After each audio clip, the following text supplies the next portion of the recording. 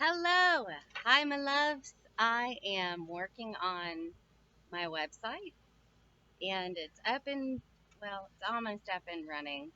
And the first thing that I just wanted to talk to you about is just 8 tips for success on how to get the ball rolling on this remote learning because we are all probably having to do this at some point um, or to some degree right now. But I think everyone's asking themselves, how do I make this the best experience that I possibly can for my kids right now, and how can I set it up so that it's just going to be a good experience? So, number one, and I'm not the end all be all. So if you have any tips or tricks, I would love for you to email me, post to this, add to the dialogue. That's what the website is for. That's what the conversation is about working together. But these are the things that I have thought of in having my own first grader, in trying to ease my mind and ease some of the tension on how this is going to play out. But these are some things you can do before it starts. So, number one, create a dedicated space um, for completing assignments and for your child to participate in Zoom meetings. So, if you're doing the remote learning thing and you've got to log in at a certain time and you need to have Zoom meetings, just try to make sure it's a space that's kind of free from foot traffic of the rest of your family. This will help your child be able to concentrate, and it will also help your teacher be able to concentrate too on your child. So create a designated space every morning that they can go to, and whenever that school system says, okay, it's time to log in, it's time to get rolling with it, they know we got to go to this space and start school. um, Let your child help set up the space. So, whatever comfortable space that is for you and whatever environment you're working in, or space that you have available, let them help you set it up. Gather your school supplies, your materials, your crayons, pens, pencils, markers, scissors, paper. Have the printer accessible there, and that will help them take ownership and, okay, this is my space, this is my little area that I'm going to do my school stuff in every day. And the beauty of remote learning is they don't always have to complete everything in that space, they can take it somewhere else. But having like a base, a home base, or a location where you can set up the computer that's free from distractions, it's going to help get them excited about it because that's kind of like their own little niche. It's going to be a lot more beneficial than popping around the house day after day. Um, and so include any supplies, number three, that you need, that you could possibly think of that you need. I'm sure a teacher will help give you some guidance on this. But just, I use a plastic set of drawers and have paper, pencils, crayons, whatever in there. And speaking of supplies, yeah, so I'll talk about that other stuff later. Number four, discuss with your child before the start of remote learning that this is going to be a lot different than what they experienced at the end of last year. So yes, there are going to be um, there there are going to be more um, there's going to be more criteria. There's going to be more accountability. They might have to log in at a certain time. They might have to have a certain amount of minutes on certain apps. So just be prepared for that. Prepare yourself for that, but also prepare your kid for that as well. And you know, having this accountability is not necessarily a bad thing. Don't let it stress you out. Just have that conversation with them that this is something we have to do. We don't have a choice in the matter, and it's not going to be like it was when he got out of school last year and he didn't really have to turn anything in or whatnot. Just have that really open, transparent conversation with your kid before it starts. Um, Number 5, keep an eye out for your emails and communication platform apps. Um, you can even create a separate email that's just for school communication. I would suggest that if you've already filled out all the paperwork and that's not your jam and you don't want to have to, create another email to check every day, just make sure at least to add your school system and your teacher and whoever else is working with your kid on academics in that email communication VIP list. So make them a VIP so that you can go over to the left hand side of your email and click VIPs and see all the emails that they've sent to you. This will help create communication that's really clear and consistent with your teacher. And you're not missing an email from them because you have 100 other emails above that and it's your work email that you're using. So that makes sense, right?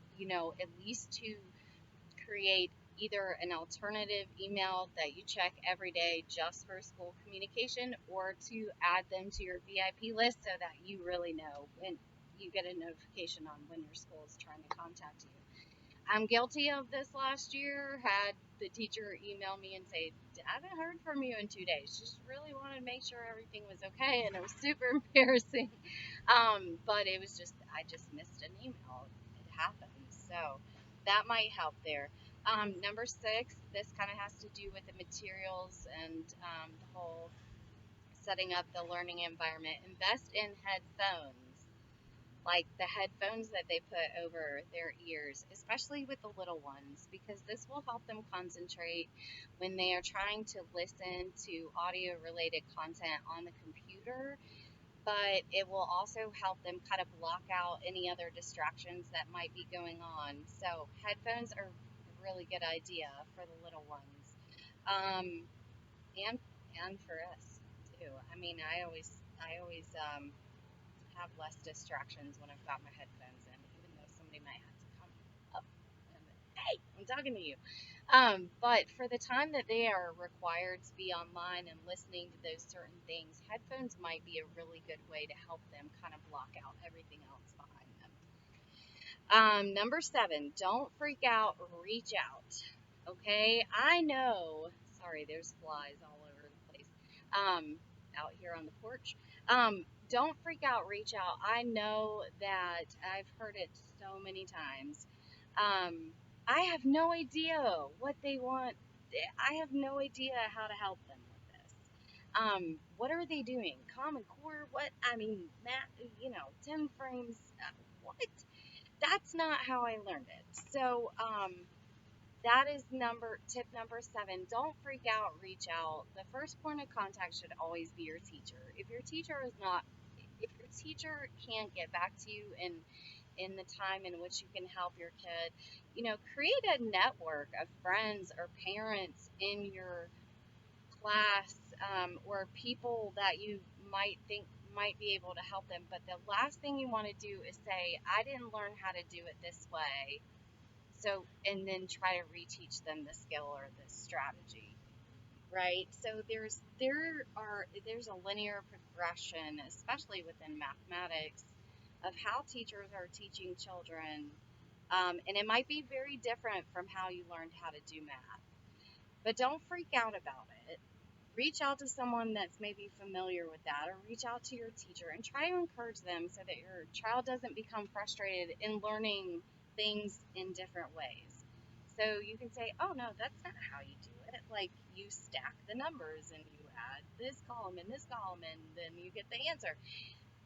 Let your teacher show your child how to do it the best, the way that best aligns with the curriculum.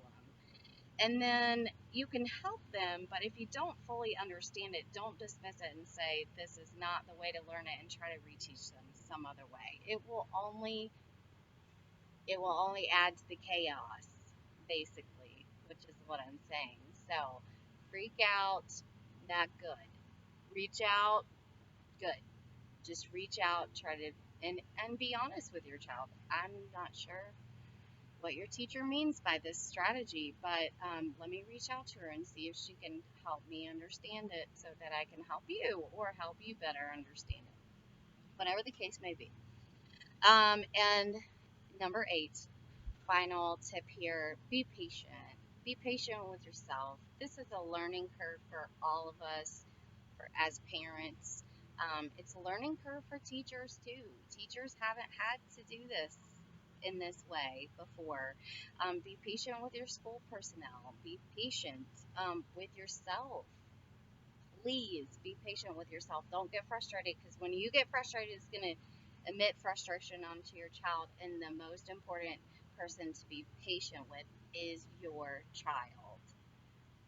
I know it's so hard sometimes when they get frustrated and and things are changing, and it's hard, but it is going to be okay. We are going to get through this together. And I know we've heard that a lot, but we will. And the more patience that you have with yourself during this process, probably the smoother process that it's going to be. And if I can help you out in any way, please email me, text me, message me, um, send send me whatever communication you need, and I will help you in any way that I can. I'm here for you. Like I said, the website's coming up soon. Can't wait to get this resource out there so we can start adding good resources and start adding quality resources to help our kids along the way. So if you need anything, let me know. And love ya. And you're be proud of yourself for all you're doing right now, and be proud of your kids. And and don't hesitate to reach out. So can't wait. Let's get excited about this. Let's get it done. And then once school gets back into session, all these kids will be right on track. I'm sure of it. All right. So, anyways, let me know. Thanks again, guys.